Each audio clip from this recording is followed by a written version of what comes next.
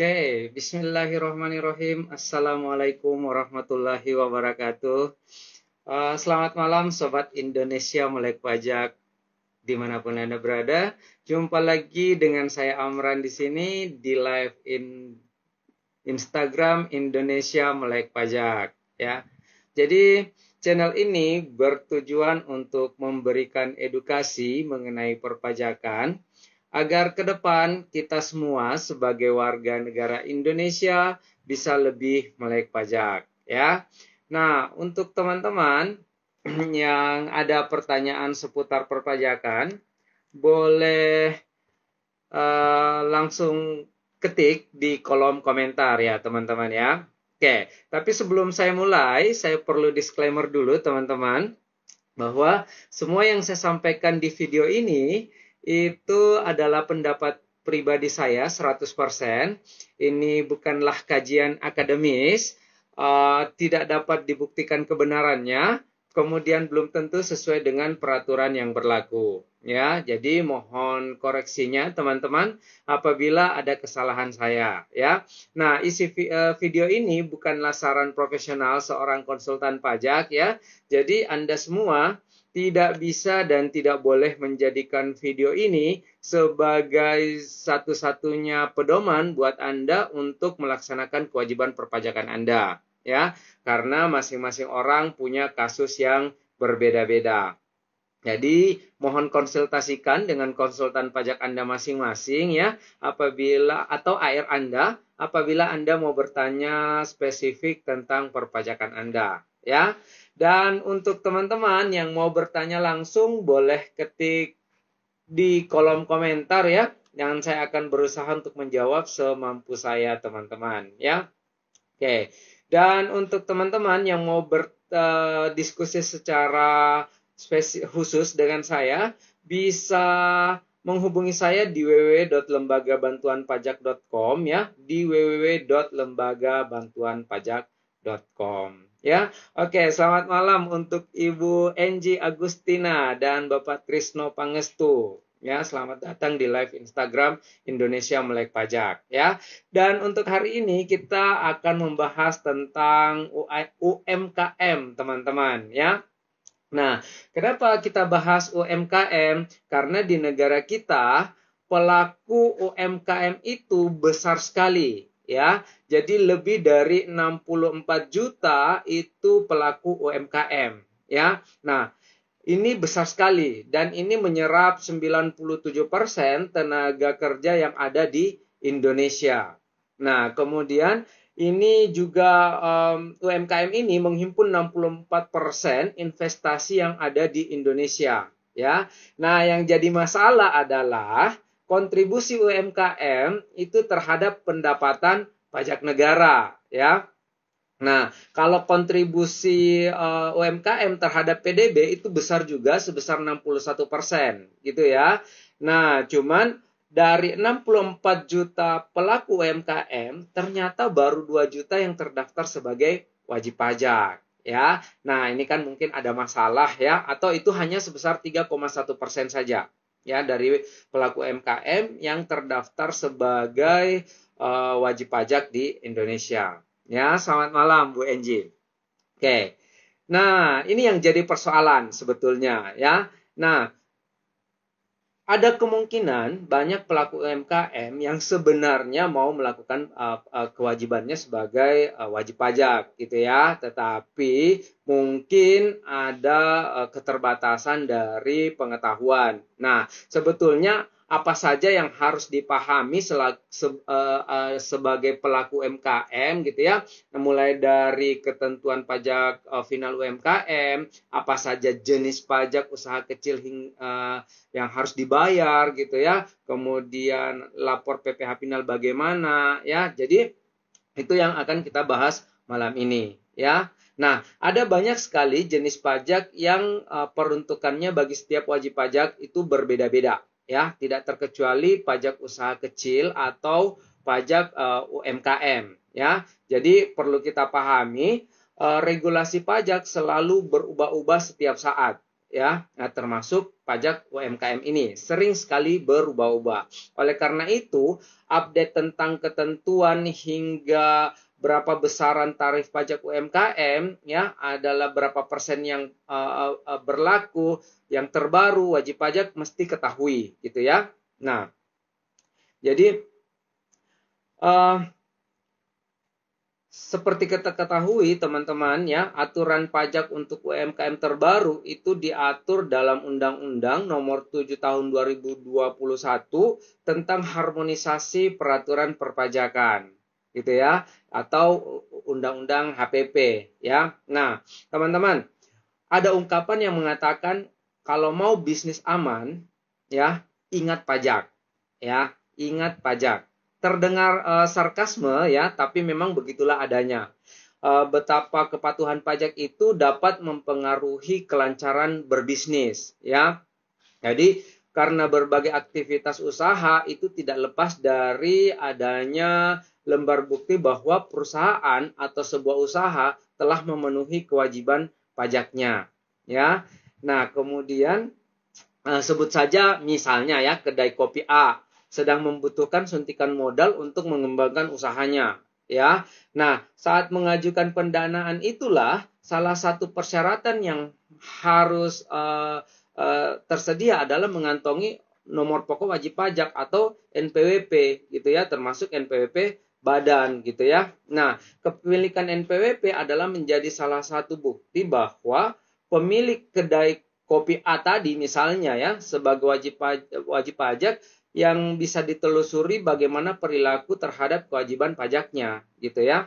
Nah, oleh karena itu, jika saat ini Sobat Indonesia Melek Pajak berniat untuk memulai usaha, jangan lupa untuk memasukkan perencanaan pajak dalam daftar blueprint usaha dari sekarang gitu ya. Atau Sobat Indonesia Melek Pajak yang baru memulai usaha, pahami sejak awal gitu ya pajak UMKM dan penuhi kewajiban agar bisnis dapat berjalan lancar ya. Jadi seperti apa ketentuan pajak usaha kecil, tarif PPh final UMKM, cara hitung, bayar dan lapor pajak UMKM ya. Nah, ini akan kita bahas. Tapi sebelumnya sebelum membahas terkait Undang-Undang HPP dan tarif pajak UMKM, terlebih dahulu akan saya ulas apa kategori bahwa suatu usaha tergolong ke dalam UMKM gitu ya.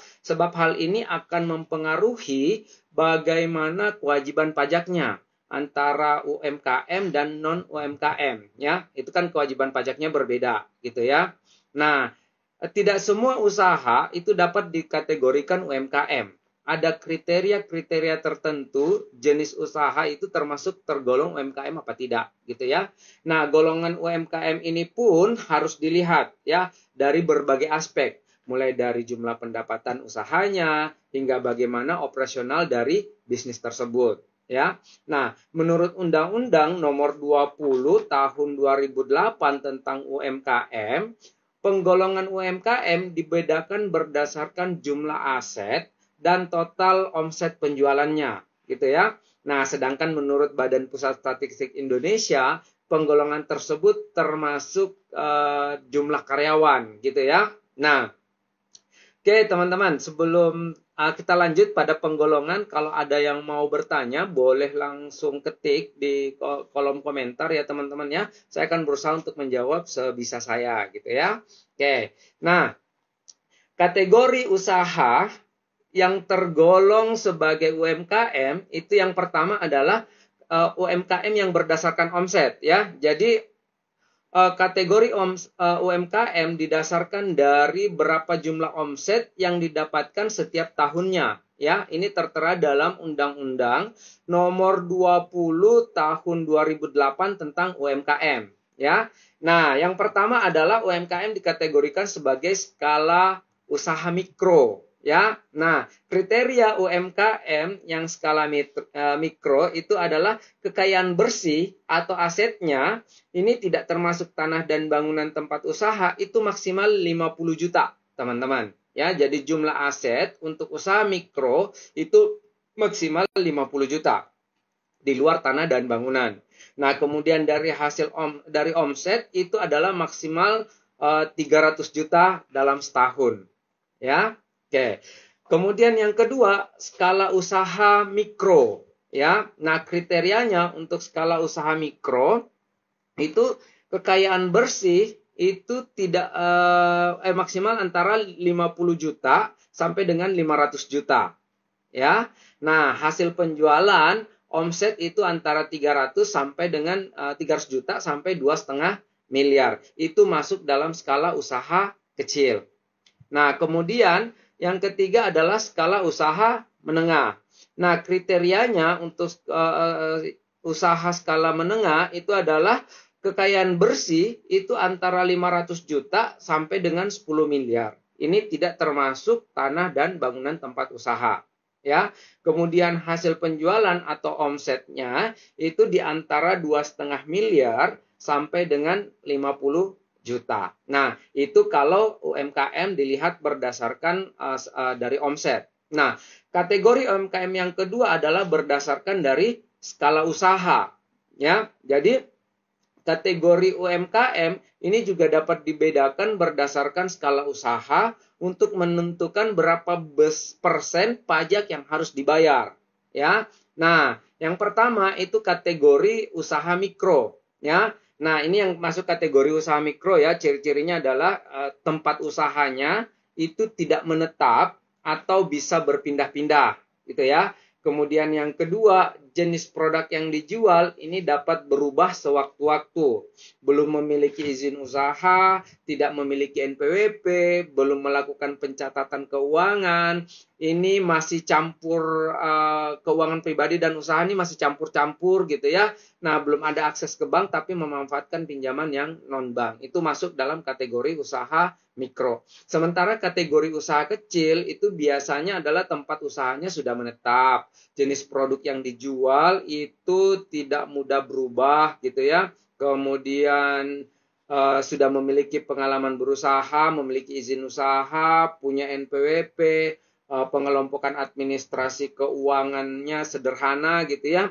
Ini udah mulai memisahkan keuangan pribadi dan uang hasil usaha gitu ya. Nah, kemudian dapat mengakses modal ke bank maupun non-bank.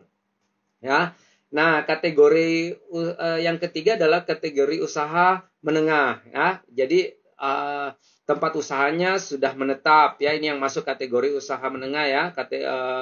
Kemudian jenis produk sudah tetap ya, memiliki NPWP perusahaan, memiliki izin usaha atau mendirikan perusahaan gitu ya.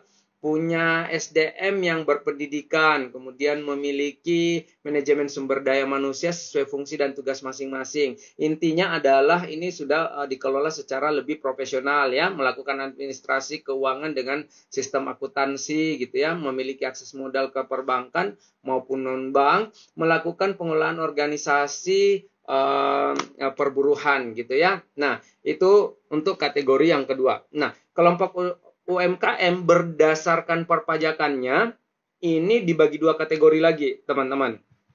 Ya. Jadi ini untuk UMKM dengan penghasilan bruto tertentu, ya. Jadi pajak UMKM dengan omset atau peredaran bruto tertentu yang harus dibayarkan adalah sesuai dengan peraturan pemerintah PP nomor 23 tahun 2018, ya. Jadi UMKM dengan omset bruto di bawah 4,8 miliar setahun ya, itu dapat menggunakan tarif PPh final UMKM sebesar 0,5% dari penghasilan bruto, teman-teman. Ya. Nah, sehingga ketentuan penyampaian SPT tahunan bagi UMKM dengan penghasilan bruto tertentu ini mengikuti tata cara penyampaian SPT tahunan secara umum, gitu ya. Oke. Kemudian ini perlu diperhatikan ya, penyampaian informasi penghasilan bruto dan PPh yang telah dibayar atas penghasilan tersebut gitu ya. Informasi tersebut harus diisi pada bagian PPh final yang terdapat pada masing-masing SPT gitu ya, SPT tahunan PPh ya, serta dilengkapi lampiran khusus, daftar rekap perhitungan peredaran bruto dan pembayaran PPh final PP 23 tahun 2018 tersebut, ya. Nah, kemudian yang kedua, UMKM dengan status PKP, teman-teman, ya. Jadi UMKM dengan status pengusaha kena pajak ini artinya sudah memiliki omset bruto itu lebih dari 4,8 miliar setahun, ya. Dan ini boleh menggunakan tarif PPh normal, teman-teman, ya. Jadi tarif PPh normal itu untuk badan usaha adalah 22%, ya. Nah, kemudian kewajiban pajak UMKM itu adalah ya ini ya, teman-teman. Jadi seperti yang sempat saya sebutkan tadi, bahwa status usaha yang dijalankan itu memiliki kewajiban pajak yang berbeda, gitu ya. Nah, tentu saja di sini kita tidak membicarakan untuk kategori jenis usaha mikro, ya. Kalau usaha mikro ini, karena usaha mikro itu kan jelas-jelas bukan merupakan objek pajak, gitu ya. Sehingga tidak memiliki kewajiban perpajakan dan tidak dikenakan pajak. Tapi yang menjadi target pajak adalah usaha kecil dan menengah dengan ketentuan jumlah omset yang sudah diharuskan untuk membayar pajak, teman-teman, ya. Jadi sebagai pengusaha UKM, ya, jadi inilah kewajiban perpajakannya yang dibayarkan perusahaan yang terdiri dari dua jenis pajak, ya, yakni pajak yang dibayarkan ataupun dilaporkan setiap bulan dan pajak yang dibayarkan dan dilaporkan setiap tahun, ya, atau pajak tahunan. Nah, kalau untuk yang pajak bulanan UMKM itu yang pertama adalah pajak penghasilan PPh pasal 21, teman-teman, ya. Jadi UKM yang memiliki karyawan dengan jumlah pegawai termasuk dalam yang dikenakan pajak penghasilan itu wajib memotong PPh 21 dari gaji, upah, honor, tunjangan, dan pembayaran dengan nama serta bentuk apapun, ya, yang masih terkait dengan pekerjaan, jasa, juga kegiatan yang dilakukan wajib pajak dalam negeri pekerjaannya tersebut, gitu ya. Jadi kemudian hasil potongnya tadi itu menyetorkan hasil pemotongan PPh 21 tersebut itu ke kas negara, ya. Berikutnya, perusahaan ini harus memberikan lembar bukti potong atau bukti pemotongan PPh 21 ke karyawan atau ke yang bersangkutan, ya, teman-teman, ya. Jadi kewajibannya pelaku UMKM itu kalau dia ada karyawan yang penghasilannya, gajinya, bonusnya, tunjangannya lebih dari PTKP, maka wajib memotong PPh pasal 21, ya. Nah, kemudian yang kedua adalah PPh pasal 23, ya. Jadi ini salah satu kewajiban pelaku UKM untuk melaporkan PPh pasal 23, gitu ya.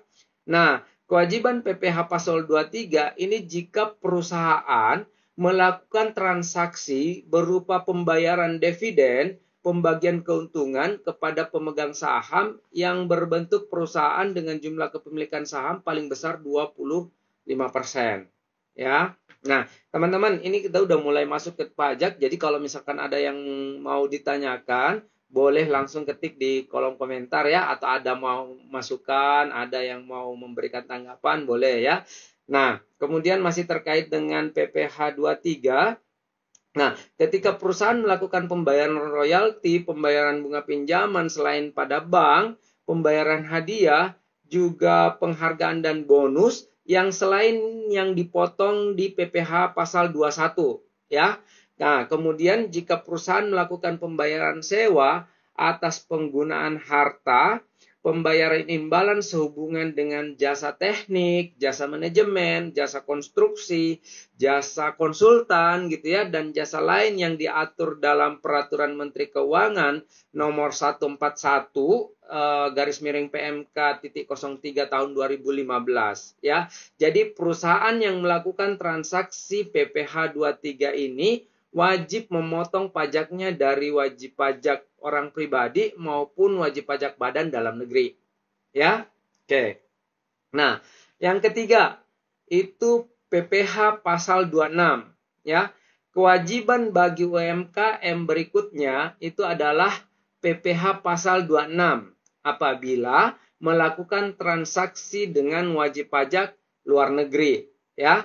Transaksi tersebut itu berupa pembayaran gaji, jasa, dividen, bunga, sewa, dan lainnya yang terdapat pada PPh pasal 21 dan PPh pasal 23. Sehingga perusahaan memotong PPh pasal 26 atas transaksi tersebut dari wajib pajak luar negeri. Baik itu wajib pajak pribadi asing maupun wajib pajak badan asing. Ya.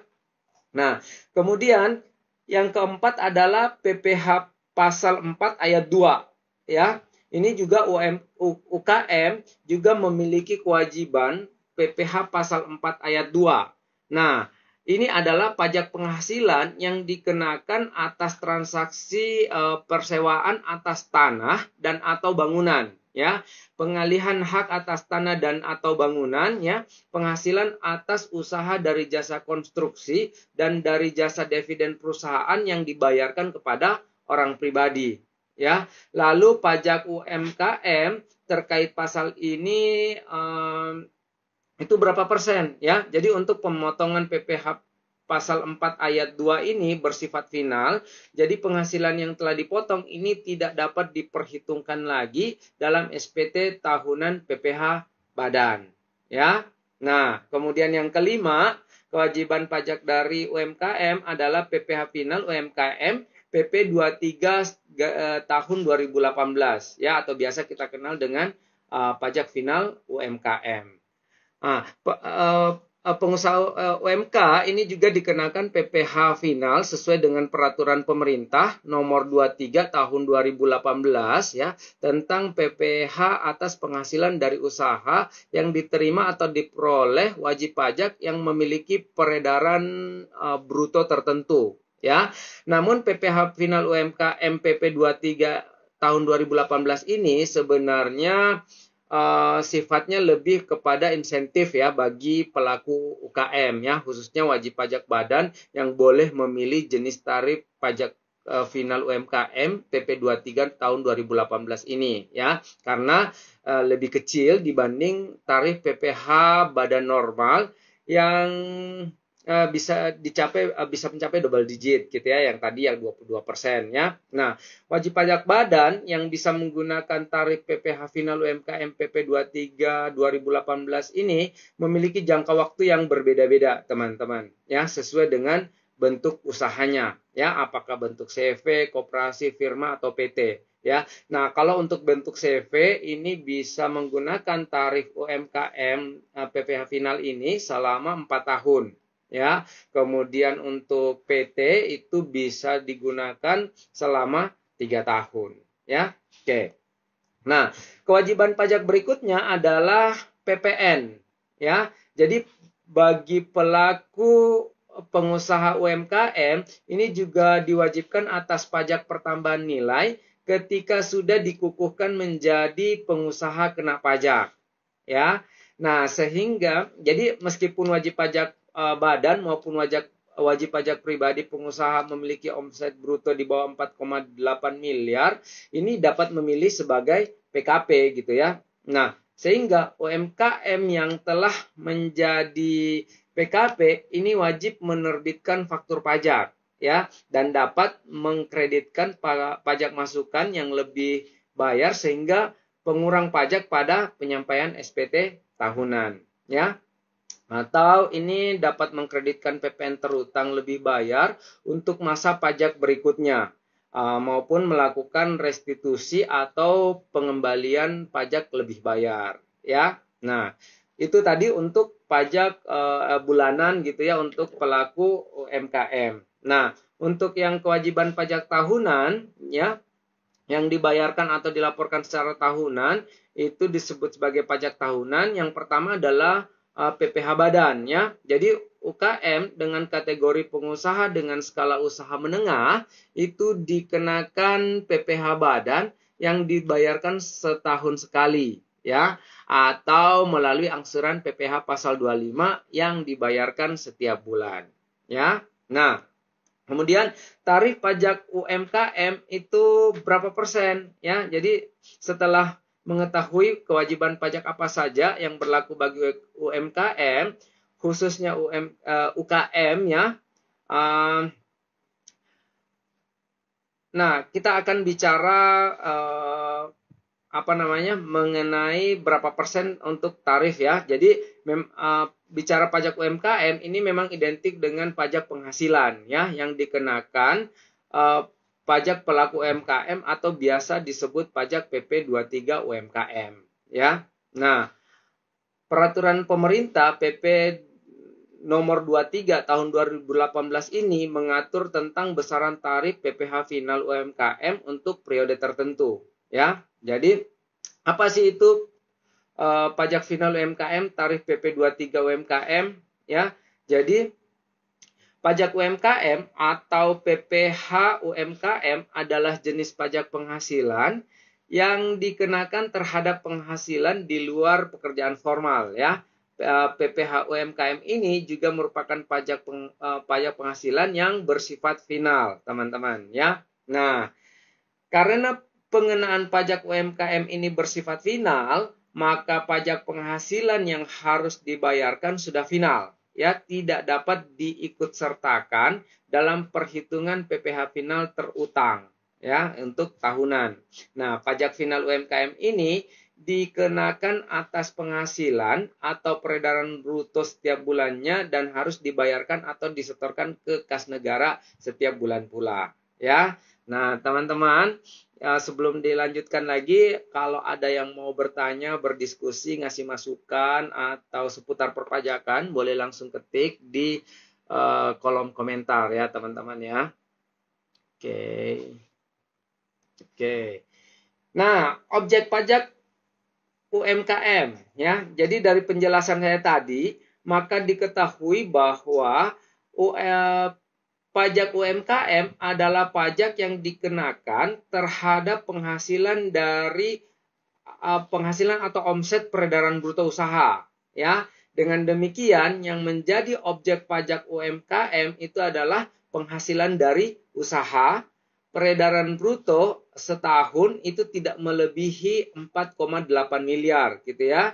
Jadi omset total dari seluruh gerai outlet, baik pusat ataupun cabang, itu tidak lebih dari 4,8 miliar setahun. Ya. Kemudian subjek pajak UMKM itu wajib pajak yang dapat menggunakan tarif PPh final PP 23 ini adalah ini tidak hanya berlaku bagi wajib pajak badan saja ya teman-teman ya, tapi ini juga berlaku untuk wajib pajak orang pribadi yang melakukan kegiatan usaha ya. Nah, jadi sesuai dengan pasal 3 ayat 1 PP 23 2018, wajib pajak yang boleh menikmati PPh final 0,5 itu adalah wajib pajak orang pribadi, kemudian wajib pajak berbentuk koperasi, kemudian CV, firma, ataupun PT yang memiliki atau memperoleh penghasilan dengan peredaran bruto tidak lebih dari 4,8 miliar dalam setahun. Ya, jadi patokannya itu aja teman-teman. Kalau misalnya omsetnya belum mencapai 4,8 miliar, itu boleh menggunakan tarif UMKM TP23 sebesar 0,5% dari total omset yang diperoleh dalam setahun gitu ya. Nah, kecuali untuk orang pribadi ya teman-teman ya. Kalau untuk orang pribadi itu dikenakan PPh 0,5% ketika omset sudah melebihi 500 juta. Ya, jadi kalau misalnya belum sampai omset 500 juta dalam 1 tahun pajak, maka UMKM orang pribadi belum wajib untuk membayarkan pajaknya. Gitu ya. Nah, jadi misalnya Januari omsetnya 100 juta, belum diwajibkan untuk bayar pajak tuh. Februari masih 100 juta, jadi total 200, Maret 100, April 100, Mei 100. Nah, di bulan Juni misalkan omsetnya 100 juta, maka UMKM orang pribadi ini sudah harus membayarkan pajaknya sebesar 0,5% dikali 100 juta. omset yang lebihnya dari 500 juta ya. Nah, begitu seterusnya teman-teman ya. Nah, ini pajak UMKM berdasarkan PP nomor 46 tahun 2013 ya. Jadi awalnya nih pajak UMKM ini diatur dalam PP 46 tahun 2018 ya, tentang PPh atas penghasilan dari usaha yang diterima atau diperoleh wajib pajak yang memiliki peredaran bruto tertentu ya. Nah, kalau dulu teman-teman PPh final UMKM itu berdasarkan PP 46 tahun 2013 itu besarannya 1%. Ya, nah baru diubah kemudian di 2018 menjadi 0,5%. Ya, jadi ini betul-betul pemerintah memberikan insentif pajak untuk mendukung pertumbuhan UMKM di Indonesia. Ya, jadi teman-teman yang mau buka usaha, yang mau, nah ini boleh memanfaatkan kesempatan untuk mendapatkan tarif pajak yang lebih murah, teman-teman. Ya, nah cuman yang perlu diperhatikan tadi adalah batasan penggunaannya. Untuk orang pribadi itu boleh digunakan 7 tahun, ya. 7 tahun dari sejak awal diterbitkannya NPWP, teman-teman ya. Nah, silakan berhitung kapan batas waktu terakhirnya. Kemudian untuk badan usaha yang berbentuk CV, firma, koperasi itu bisa digunakan selama 4 tahun, teman-teman. Ya, 4 tahun. Kemudian untuk PT itu berlaku selama 3 tahun. Ya. Nah, setelah masa berlaku habis, maka seluruh badan usaha tadi ya ataupun orang pribadi kembali ke tarif PPh normal. Ya, jadi ini mesti setelah batas waktu berakhirnya, maka silahkan teman-teman untuk melakukan perhitungan sesuai dengan yang normal. Nah, ini ada pertanyaan nih ya dari Bu Cer 1017. Setelah batas waktu selesai untuk pembayaran PPh 25-nya bagaimana? Jadi gini Bu, kalau misalkan ya untuk wajib pajak badan setelah selesai sebetulnya boleh disiasati ya supaya kita tetap menggunakan PPh yang 0,5 ini ya. Jadi boleh untuk membuat badan usaha yang baru sebetulnya ya. Jadi kami selalu mensiasatinya seperti itu untuk mendapatkan. Jadi kalau misalkan Ibu membuat PT perorangan gitu ya. PT perorangan kan setiap 1 tahun itu boleh setiap orang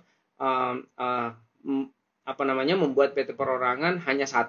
Nah, di tahun berikutnya boleh membuat lagi. Jadi kalau misalkan batas berlakunya sudah habis ya, itu boleh membuat satu badan usaha yang baru sebetulnya dengan nama yang baru. Ini supaya bisa memanfaatkan sampai dengan ada keputusan bahwa ini sudah tidak bisa dibayar lagi gitu ya, digunakan lagi gitu ya. Nah, oke, itu ya Bu share ya. Nah, setelah kalaupun misalkan Ibu mau tetap menggunakan PPh normal gitu ya, setelah berakhirnya batas waktu selesainya, angsuran PPh 25-nya kembali kepada sesuai dengan aturan yang sebelumnya gitu ya. Jadi boleh mengikuti angsurannya yang total angsuran pajak tahun sebelumnya kurang bayarnya itu dibagi dengan 12 ya. Oke. Nah, kemudian ini ya, satu lagi keuntungan dalam menggunakan PP 23 2018 itu administrasinya menjadi lebih mudah, gitu ya.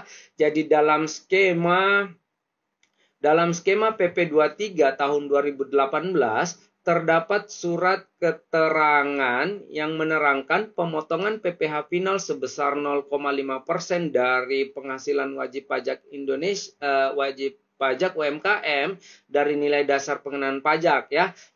Teknis ini semakin mempermudah Sobat Indonesia Melek Pajak mengurus administrasi karena tidak perlu datang lagi ke kantor pelayanan pajak ya atau ke KPP. Jadi wajib pajak badan selaku pemotong atau pemungut PPh itu terus dibekali perbekalan dan pendampingan secara masif agar tidak terjadi resistensi dalam penggunaan surat PP keterangan PP 23 tahun 2018 ya. Nah, kemudian ini juga dengan adanya skema PP 23 ini, itu selain tadi keuntungannya administrasi lebih mudah, itu menjadi ada kepastian. Jadi peraturan baru menegaskan bahwa sekali wajib pajak memiliki omset di atas 4,8 miliar, maka di tahun tersebut dan seterusnya wajib pajak tarif PPh pasal 7 wajib menggunakan tarif pasal PPh pasal 17 dan ini mengadakan pembukuan gitu ya. Nah, hal ini dianggap lebih memberikan kepastian hukum bagi wajib pajak dan memudahkan skema perhitungan PPh ya. Nah, kemudian keuntungan yang ketiga ini menjadikan PPh final sebagai pilihan ya. Jadi aturan sebelumnya kan PPh final boleh berlaku atas penghasilan yang diperoleh dari transaksi sebelum dikurangi biaya usaha.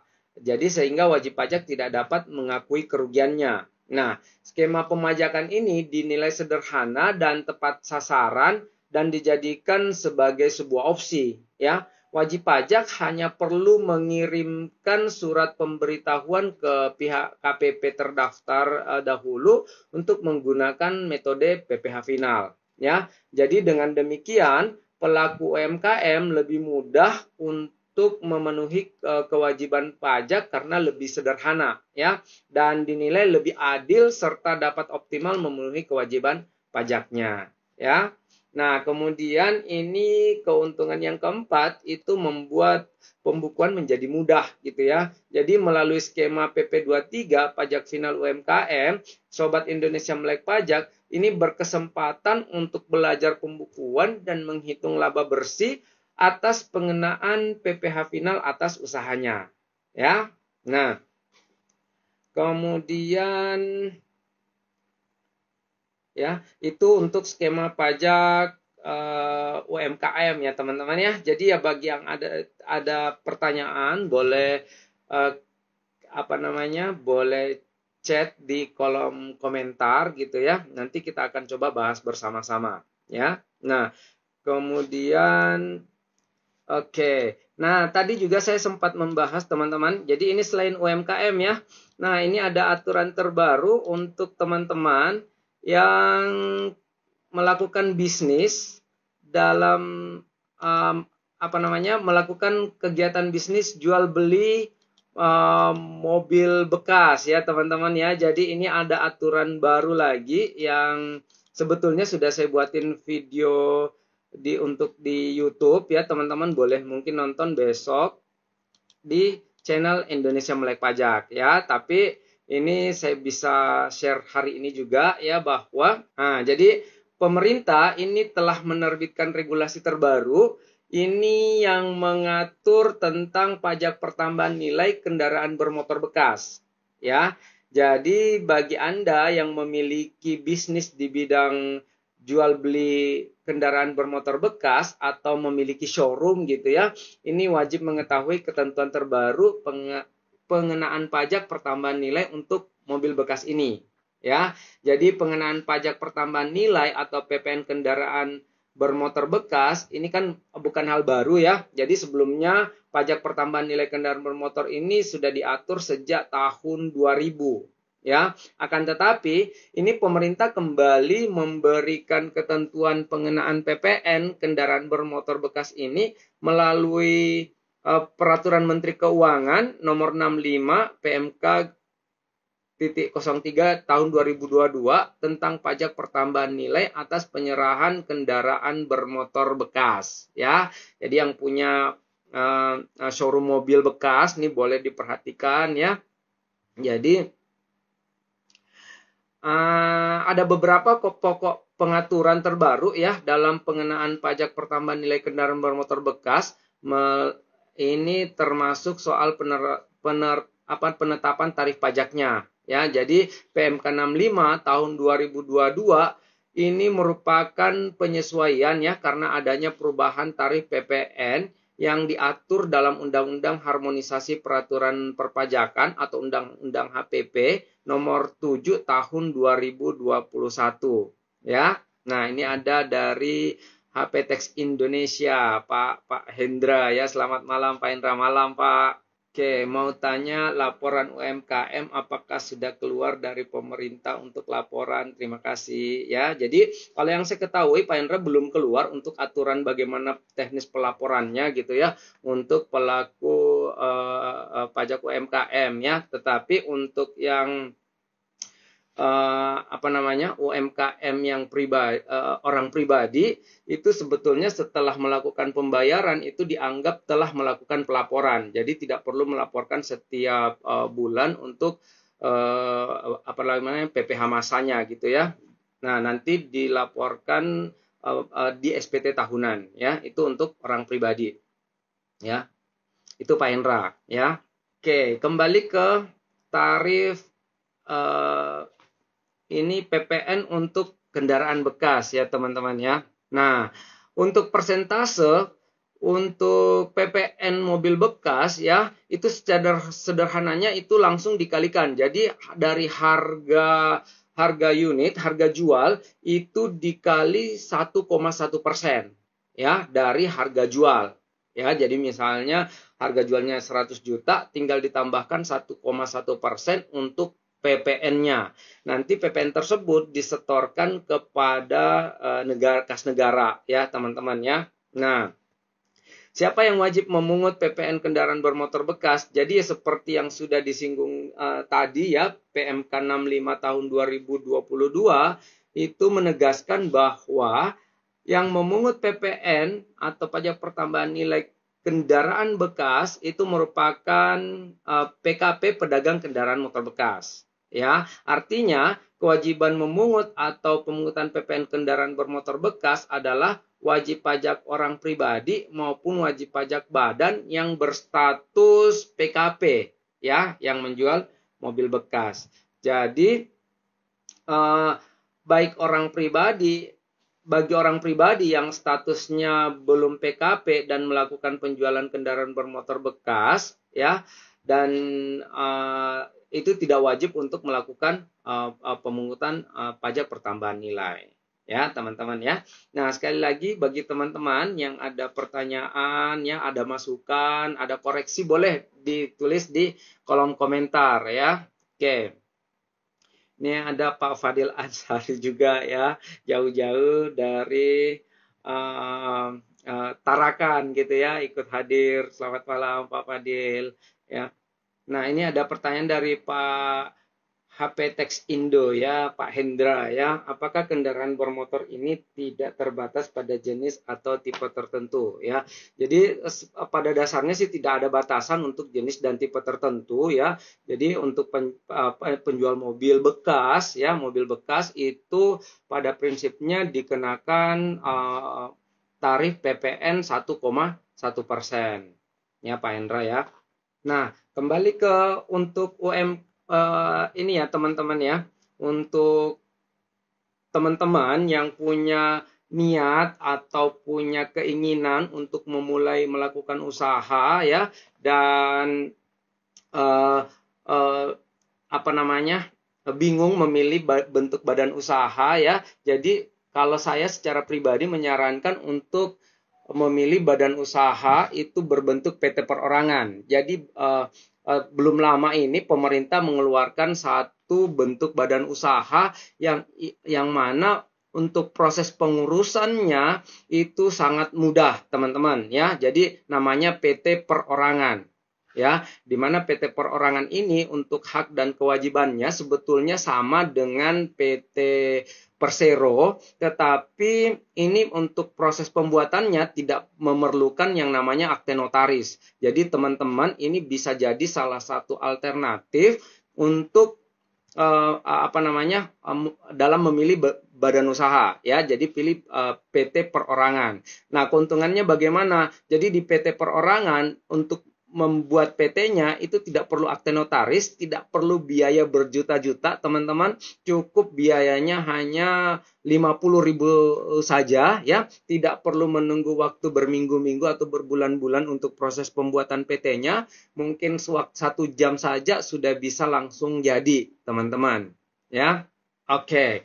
Nah, ini ada satu pertanyaan sebelum kita lanjut ke PT Perorangan ya. Jadi selamat dari Pak Ferik Chan ya. Selamat malam, malam Pak Ferik Chan. Mau tanya bagaimana bentuk pencatatan wajib pajak OP UMKM. Terima kasih ya. Jadi untuk proses pencatatan untuk wajib pajak orang pribadi UMKM sebetulnya hanya berkewajiban untuk mencatat omset secara bulanan. Ya, jadi tidak perlu melakukan pembukuan, hanya melakukan pencatatan biasa saja.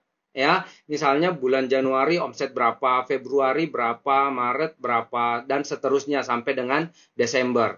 Nah, untuk wajib pajak OP UMKM, pajaknya akan timbul itu ketika omset di atas 500 juta.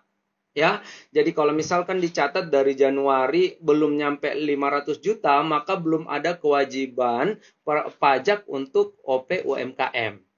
Ya, setelah di atas 500 juta baru OP UMKM dikenakan pajak 0,5%. Ya, jadi seperti itu ya Pak Ferik Chan, semoga membantu. Nah, teman-teman yang lain mungkin ada pertanyaan ya. Kalau sambil menunggu ya, teman-teman. Jadi PT Perorangan nanti boleh ketika teman-teman memilih untuk membuat badan usaha PT Perorangan, nanti boleh lihat di YouTube ya, banyak sekali tutorialnya untuk membuat PT Perorangan. Ya, jadi pemilik PT Perorangan jadi pemilik PT Perorangan itu hanya sendiri. Kalau PT Persero itu pemilik sahamnya harus terdiri dari beberapa orang, tetapi ketika PT Perorangan itu hanya 1 orang. Ya, kemudian tidak ada batasan minimal untuk modal ya, mulai dari sekecil-kecilnya mungkin modalnya mau berapa, 5 juta, 10 juta atau berapa gitu ya. Kemudian dan langsung jadi, teman-teman. Ya, inilah untungnya PT Perorangan ya, dan ini berhak untuk menggunakan skema tarif UMKM 0,5% itu selama 3 tahun ya. Jadi yang mau bikin usaha sangat disarankan untuk pakai PT Perorangan ya. Nah, dari Pak Hendra lagi, omset secara keseluruhan yang diterima ya Pak. Betul Pak Hendra. Jadi kalau misalkan untuk ini adalah omset bruto. Jadi dari peredaran bruto, semua omsetnya langsung dikalikan 0,5%. Ya. Oke.